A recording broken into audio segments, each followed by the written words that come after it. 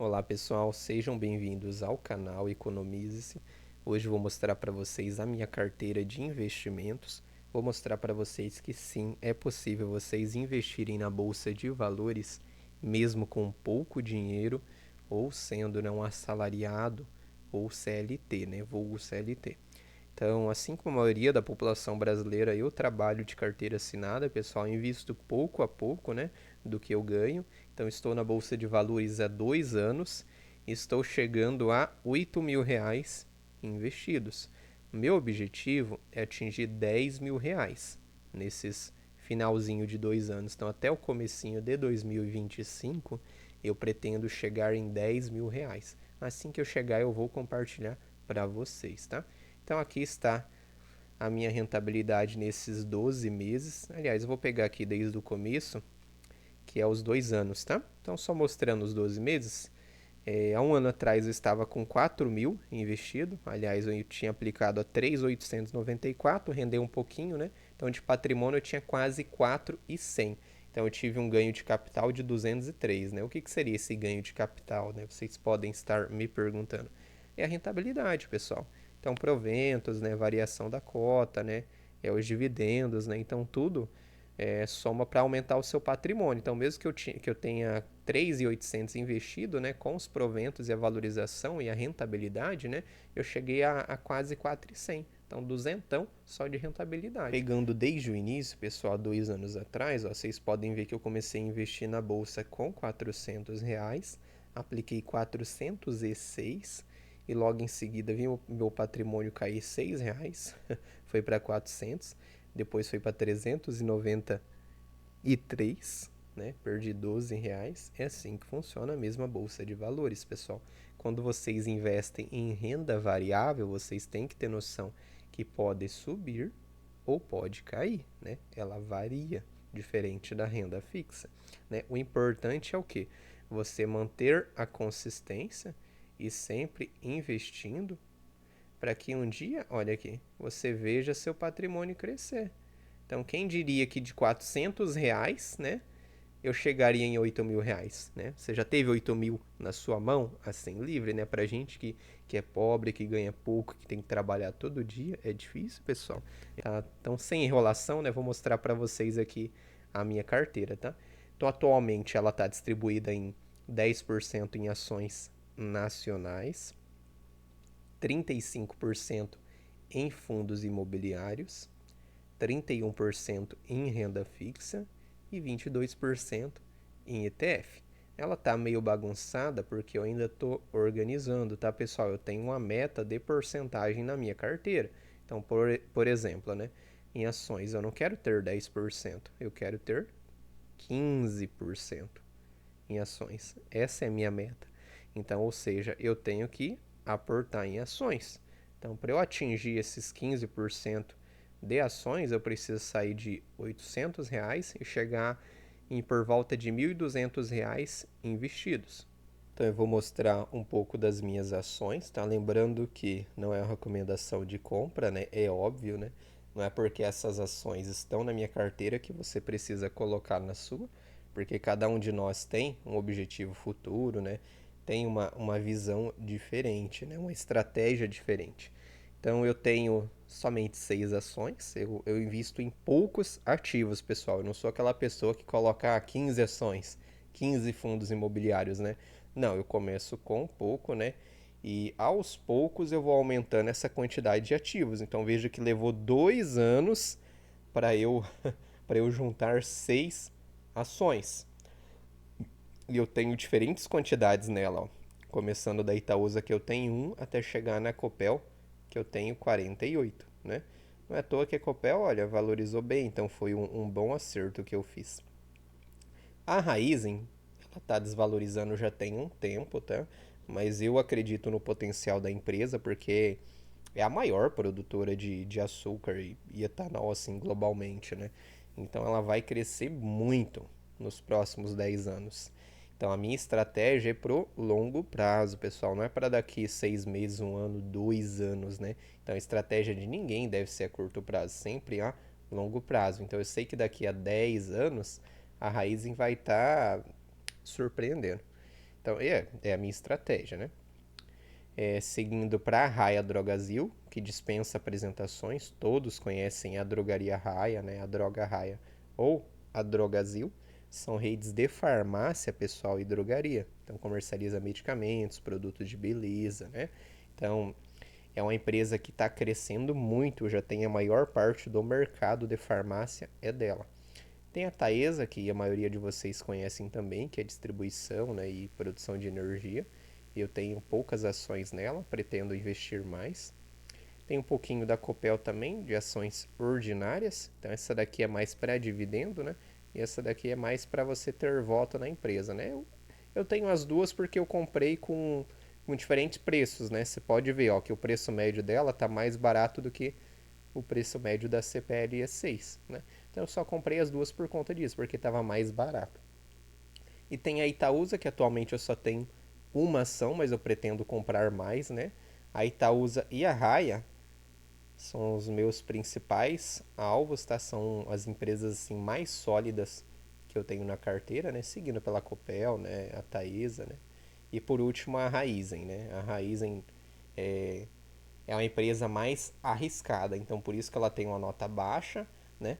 E eu vou ter menos exposição nela em relação às outras empresas, tá? Então, seguindo, né? Só para finalizar as ações, atualmente eu tenho R$ 850 em ações, 7,5%, né? De, de rentabilidade na variação, né? Só na variação das cotas. Agora, de rentabilidade mesmo, né? No geral, considerando os proventos e tudo mais, essas ações já me rentabilizaram 34%, pessoal. Então, em ações, né, eu consegui ter uma rentabilidade muito boa mesmo. Seguindo para os fundos imobiliários, atualmente eu só tenho um ativo só, não estou me expondo em vários ativos em fundos imobiliários, né? Esse é o momento de queda nos fundos imobiliários, então praticamente todos os fundos estão negativados, né? Então, a minha meta é ter somente 15% em fundos imobiliários. Então, atualmente eu tenho 35, não vou investir mais nele, vou deixar ele parado, não vou vender, tá, pessoal? Vou apenas aportar mais em outros ativos, tá? Então, de variação de cota ele caiu, né? Vocês podem ver que, né, o meu preço médio é 110, ele está atualmente a 101, né? Então ele está barato ou negativado, né? Depende da sua visão. Mas de rentabilidade é pelo contrário, pessoal. Ele está com a rentabilidade positiva. Então, somando, né, a rentabilidade nesse período que eu tenho ele com os proventos, né, os dividendos, ele me rendeu 5%, já quase 6%. Então, é um fundo que não me deu prejuízo. Pelo contrário, ele me rendeu quase 6%. Mesmo hoje ele estando negativado, ele me rendeu quase 6% na minha carteira, tá? Então, isso que vocês têm que olhar, pessoal, a rentabilidade e não só a variação. A variação é para vocês saberem se ele está caro ou se ele está barato. Claro, desde que seja um ativo bom, né? E não um ativo arriscado. Então, seguindo, né, para o próximo é o ETF. Então, de ETF, pessoal, eu tenho dois ETFs aqui na carteira. Tenho Bitcoin e tenho o SPXB11, né, que é um ETF que acompanha o índice da Bolsa Americana. Então, aqui em ETF, eu resolvi me expor ao internacional, né? Ao dólar, principalmente, né? Então, eu pretendo ter em ETF, né? Em bolsa fora do Brasil, porque o Bitcoin não depende da bolsa brasileira, né? O SPXB11, que acompanha a bolsa americana, não depende da bolsa brasileira. Então, eu pretendo a exposição para fora. Porque mesmo que se as ações brasileiras forem ruins, os fundos imobiliários brasileiros forem ruins, até a renda fixa brasileira estiver num período ruim, a bolsa lá fora pode estar boa. Então é uma segurança, né? Se o nosso mercado nacional não vai bem, provavelmente o internacional estará melhor que o nosso, com certeza, né? E também, né, se for o contrário, se o mercado internacional não estiver bem, talvez o nacional esteja bem. É uma possibilidade. Então eu recomendo para vocês a diversificação. Olha, você ter exposição nacionalmente em renda variável, ter uma renda fixa de segurança e ter também uma exposição internacional.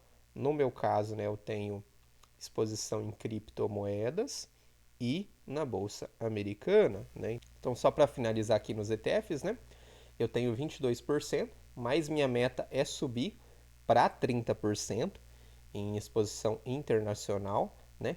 Para balancear, né, com a exposição nacional de 30% também. Então, 30% em nacional e 30% em internacional.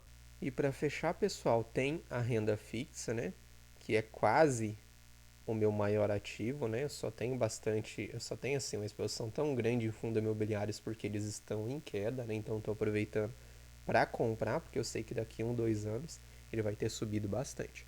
Eu tenho mais de 30% em renda fixa e o meu objetivo é ter 40%. Então eu sou uma pessoa de perfil moderado, não sou aquela pessoa de perfil agressivo que tem mais de 70% em renda variável, não. Eu tenho um pé no chão, eu quero ter uma segurança a mais, tá?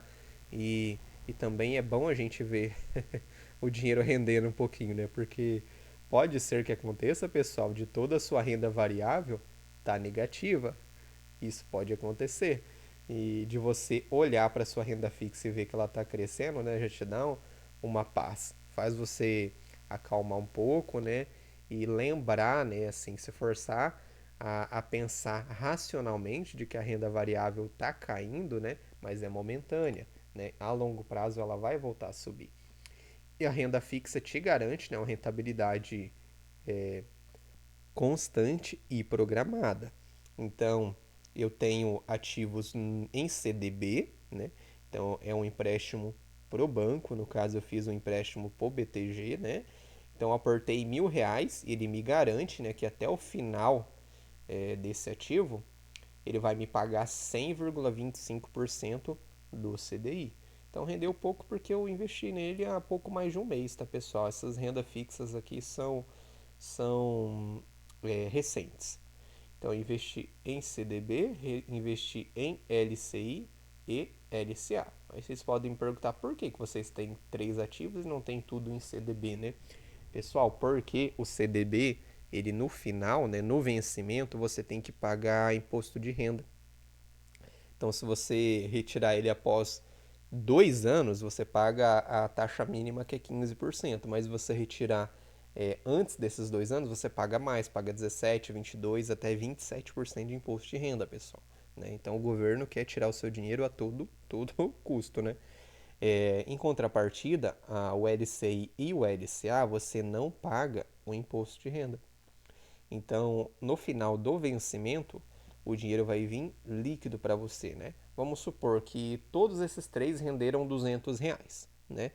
No CDB, vai ter um desconto de, no mínimo, né, 15% nesses R$ 200. Não vai vir os R$ 200 líquido para você.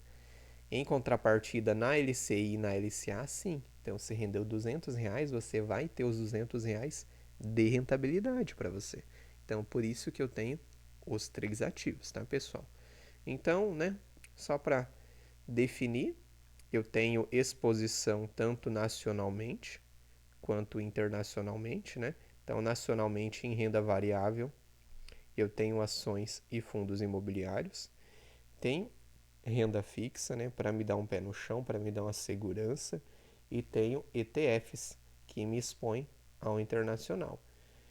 Então eu recomendo para vocês, pessoal, sempre diversificar, porque se um está indo ruim no momento, né, como os fundos imobiliários, outro pode estar indo bem, como meus ETFs, como as minhas ações, né? E nada garante que isso aqui não se inverta no futuro, tá, pessoal? Então por isso que você deve ter sempre diversificado. Então o que vocês acharam do conteúdo, pessoal? Vocês querem ver, né, eu atingindo R$ 10.000 até 2025? Então se inscreve no canal, né? Mês que vem eu vou postar um vídeo novo, vou atualizar vocês sobre como está minha carteira, né? Comentem também o que vocês acharam da minha estratégia, dos meus investimentos, né? Se vocês, né, têm indicação de algum investimento, pode comentar, comenta aqui comigo, né? Compartilha também um pouco da sua carteira, né? Diz o que você achou da minha, o que você faria, o que você não faria, né? Vamos sempre conversar de forma amigável, tá, pessoal? Então, isso é tudo, pessoal. Falou e até mais.